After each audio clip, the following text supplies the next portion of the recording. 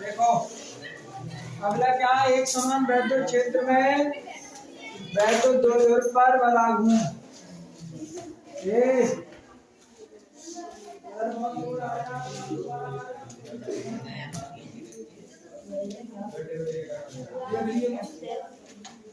वैसे ही यूं आ रहा है, दो चार को पीटू में यहाँ से जब आ जाऊंगी क्यों अनुभव को तो जरूर पीटूंगा। एक समान वैद्युत क्षेत्र में देखो ये ध्यान रखना है, इसमें ये जो हेडिंग होती है ना इसी में सब कुछ, जो बालक इसे बहुत ध्यान से पढ़ के सवाल करता है या कोई डेरिवेशन करता है तो आसान हो जाता है। आ रहा है जिंदे आ रहा है। तो उसने यहाँ पे दिया एक समान वैद्युत क्षेत्र, चित्र बनाना है उसमें एक समान वैद्युत क्षेत्र बताना, सबकी डायरेक्शन धरी है। फिर कहा है रखा हुआ है वैद्युत द्विध्रुव, क्या रखा है तो वैद्युत द्विध्रुव भी रख दिया, प्लस क्यू वहां पर है माइनस क्यू, बीच की दूरी 2l होती है रख दी, मध्य बिंदु वो होता है दर्शा दिया, किताब में नहीं दर्शाया कोई दिक्कत नहीं। ये वाला जो है कितने कोण पर रखा गया होता थीटा, भाई ऐसे तो डायरेक्ट उसकी डायरेक्शन है क्षेत्र की, तो हमने थीटा कोण पर रखा है, कोण पर रखा। अगर ऐसा रख देते तो कोई कोण नहीं होता, 0 डिग्री का कोण होता, बिल्कुल सीधा रख देते लंबा तो लंबवत हो जाता है। अब लंबवत नहीं है, थीटा कोण पर रखा है, 90 से कम और 0 से, तो कोई ना कोई बीच का कोण है इसलिए थीटा मान लिया, सही है। उसके बाद प्लस क्यू पर जो आवेश बल लग रहा है वो तो लग रहा है मतलब दिशा में, इसकी वैद्युत क्षेत्र की दिशा में, और माइनस क्यू पे जो बल लग रहा है वो लग रहा है विपरीत दिशा में, क्योंकि क्षेत्र की दिशा उधर है और बल लग रहा है इधर। और कुछ चीज बची, इसका नाम क्या है वैद्युत द्विध्रुव का, ए, क्या नाम है, ये अपनी तरफ से लगा लिया ताकि ये त्रिकोण बन जाए, सही है नहीं। तो ये चलो, तो और हमें बताना क्या है इसमें, बलागुण बताना, बलागुण होता है टाउ, क्या होता है। तो सबसे पहली तो इसकी हम लोग परिभाषा लिखते हैं, क्या लिखते हैं बताओ, मतलब परिभाषा नहीं, जो इसकी थ्योरी होती है ना वो लिखते हैं। तो थ्योरी में तुम्हें बताना है कि माना एक समान वैद्युत क्षेत्र में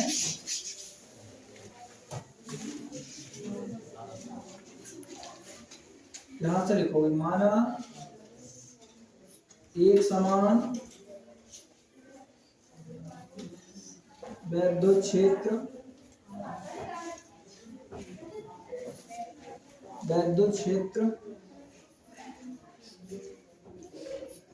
ई में एक वैद्युत द्विध्रुव, वैद्युत द्विध्रुव रखा, वैद्युत द्विध्रुव थीटा कोण पर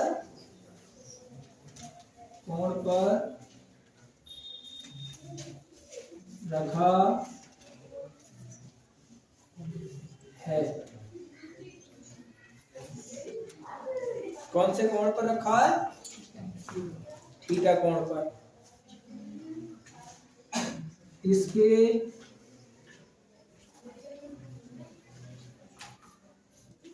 माइनस क्यू आवेश पर, माइनस क्यू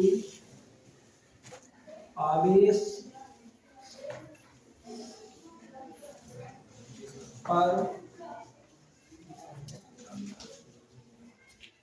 क्षेत्र के विपरीत, क्षेत्र के विपरीत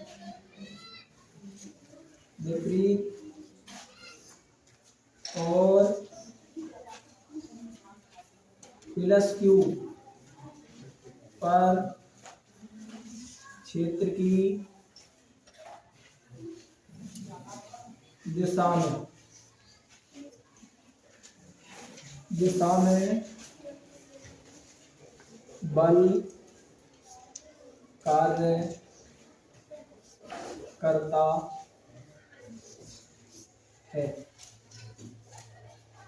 और यह बल क्या होता है, जितना बल इधर लगता है उतना ही उधर लगता है। तो तुम कहोगे यह बल बराबर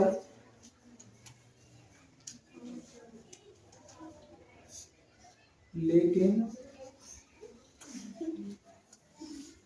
प्रकृति में विपरीत होता है, प्रकृति में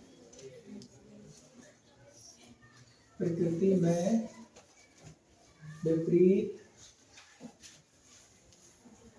होता है, इसलिए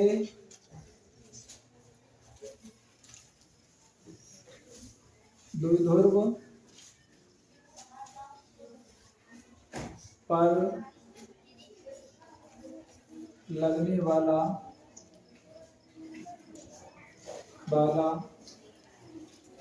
नेट बल शून्य होता है। कैसा होता है? शून्य होता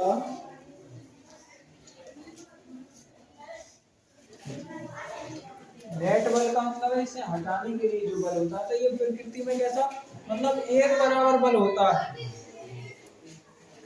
अगर नीचे बल ज्यादा लगता, इधर ज्यादा खींच रहा होता बल और ऊपर कम खींचता, तो ये दो इधर हट सकता था, सही है नहीं? ऊपर ज्यादा लगता, ये नीचे कम लगता, तो ये दो उधर हट सकता था। लेकिन ऊपर भी बराबर है, नीचे भी बराबर है, तो ये कहीं भी हट नहीं सकता। क्या नहीं हो सकता? मतलब स्थानांतरित नहीं हो सकता। तो इसलिए यह स्थायी रहेगा। इसलिए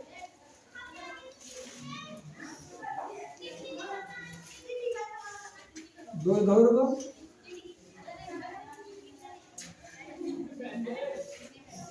स्थायी रहेगा, स्थायी रहेगा। और ये दोनों बल अपना युग्म बना लेंगे, अपना क्या बना लेंगे, और यह दोनों बल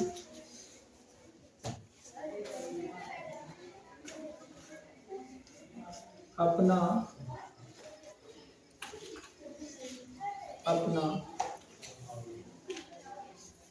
बल युग्म का निर्माण करते हैं, बल युग्म का निर्माण करते हैं।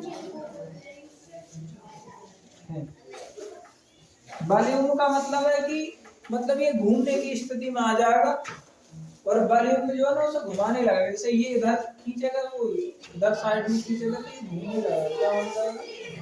तो यहाँ लिख सकते हैं कि ये बल युग्म के कारण घूमने का प्रयत्न करता है। इस बल युग्म के कारण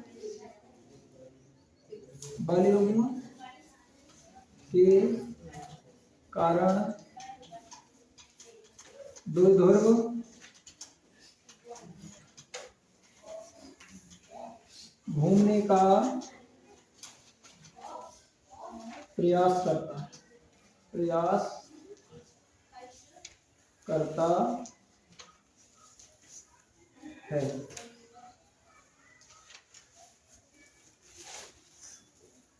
इस बल युग्म को प्रत्यय बल युग्म कहते हैं। इस बल युग्म को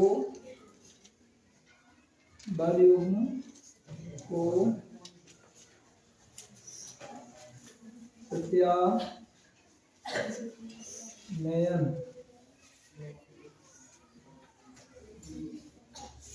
बल युग्म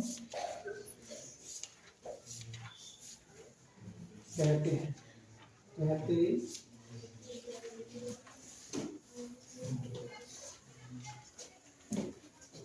अब नीचे इनका सूत्र, ये यहाँ तक तो इसमें जो लिखना है वो लिख दिया। इसमें से देख के, ज्यादातर इसमें से देख के ये नीचे की एक लाइन, बस एक ही लाइन अलग है। कौन सी? क्या यह दोनों बल अपना अपना बल युग्म का निर्माण करते हैं। सिर्फ इतनी लाइन अलग, बाकी सब चित्र में से। और इस बल युग्म के कारण वो घूमने का प्रयत्न करता है। जो बल लगता है उसको उसे कहते हैं प्रत्यानयन बल युग्म। इसके बाद हमें क्या लिखना है? बल युग्म का आघूर्ण। क्या लिखना है? सूत्र बल युग्म का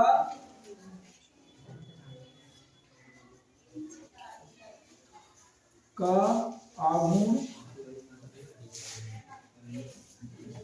टाउ बराबर क्या बराबर, टाउ बराबर, तो क्या होता है टाउ बराबर बताओ, बल का परिमाण इनटू दोनों बलों के बीच दूरी, दोनों बलों के बीच, दोनों बलों के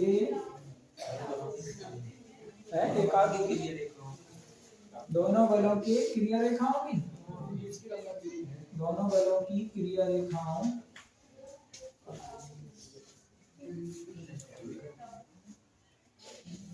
रेखाओं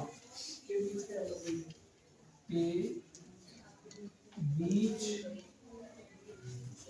लंबवत दूरी,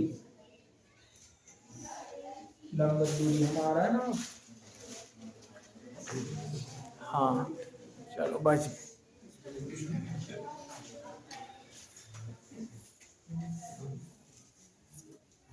अब ये टाउ बराबर डायरेक्ट इनके मान लिखने हैं, तो वॉल्यूम का उसके अगर बल खाली हम किसकी बल के परिणाम की बात करें तो बल कितना है चित्र में, F कितना है F, और क्रिया रेखाओं के बीच की दूरी ये है, अच्छा ये वाली A से लेकर के C तक, AC हम AC बोल सकते हैं। अब क्योंकि वो मतलब क्रिया रेखाओं की लंबवत दूरी, क्रिया रेखाओं का मतलब कार्य करने की जो दूरी है, तो ये एक बिंदु C है, C तक की दूरी बतानी है तुम्हें। अब बताओ ये कैसा त्रिभुज हो गया, समकोण त्रिभुज हो गया क्लियर, ठीक है नहीं। अब इसमें ये वाली जो दूरी दी है ये 2l दे दी, क्या दे दिया 2l। अगर मैं sin थीटा निकालूं तो sin थीटा बराबर बताओ कितना आएगा, यहां देख लेते हैं कितने बीच में sin थीटा,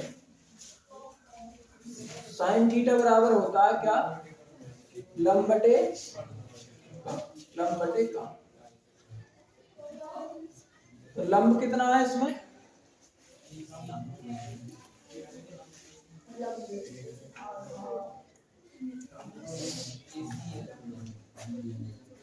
लंब क्या है AC, तो AC बटे कण कितना है बताओ 2l, कण कितना 2l, तो मैं AC का मान मुझे चाहिए तो मैं ये धर ले जाऊंगा 2l बराबर sin 2l sin थीटा बराबर AC, मतलब AC की जगह इतना मान रखा जा सकता है, ठीक है।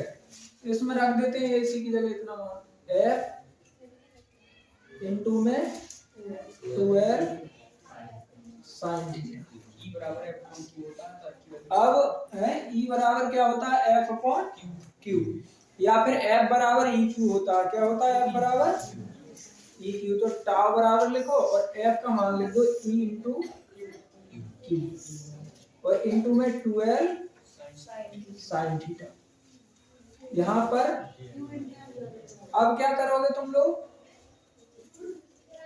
ये जो Q और 2l है इसकी जगह होता है P, क्या होता है तो P रख दो आगे, P E और क्या बचा sin, और ये टाउ बराबर जो है क्या होता है